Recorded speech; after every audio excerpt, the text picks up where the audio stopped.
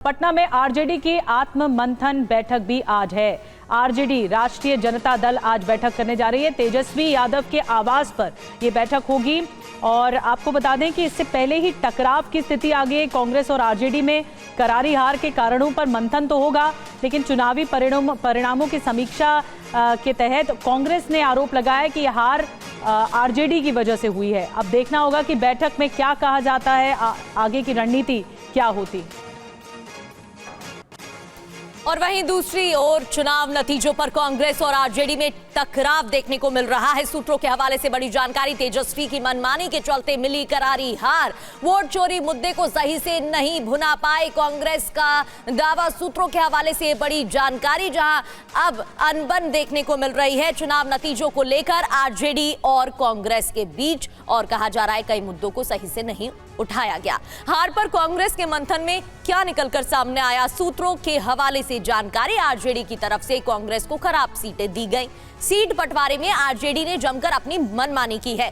तेजस्वी को महागठबंधन का नेता और सीएम फेस घोषित किया गया। नीतीश कुमार के सामने टिक नहीं पाए तेजस्वी यादव। पांचवी बात, मुकेश सहनी को डिप्यूटी सीएम घोषित करने से मुस्लिम नाराज हुए। मुस्लिमों की नाराजगी की फायदा जेडीयू और एआईएमआईएम को मिला। तेजस्वी यादव ने ममता की तर्ज पर नहीं उठाया वोट चोरी का मुद्दा जिस तरीके से भुनाना चाहिए था। आखिरी वक्त में घोषणाएं करने का फायदा भी नहीं हुआ। और कुमार विक्रांत हमारे संवाददाता जुड़ चुके हैं।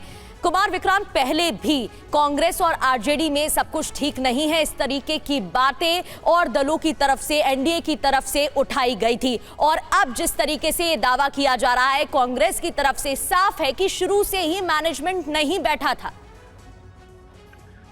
जी प्रगति, बिल्कुल जिस तरीके से कांग्रेस के ओर इल्जाम लग रहे थे कि वो 61 सीटें लड़ी और महज 6 सीटें जीती, राहुल गांधी ने उतना कैंपेन नहीं किया। उसके बाद कांग्रेस की जो रणनीतिकार उन्होंने पलटवार किया। उनका कहना है कि 61 सीटें जरूर कांग्रेस लड़ी, लेकिन उसमें 9 सीटों पर फ्रेंडली फाइट हुआ और 23 सीटें तकरीबन ऐसी थी जो कभी भी आरजेडी और कांग्रेस पिछले कई सालों से नहीं जीते।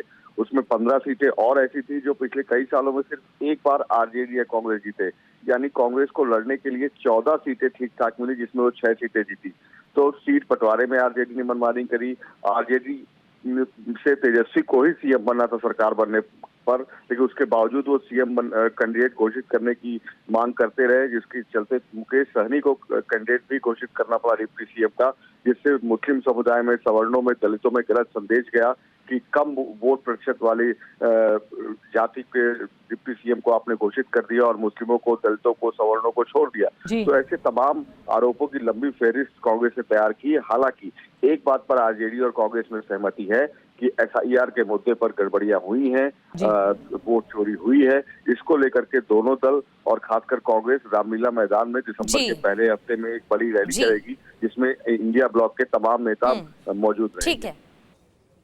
ठीक है, बहुत बहुत शुक्रिया आपका जानकारी के लिए।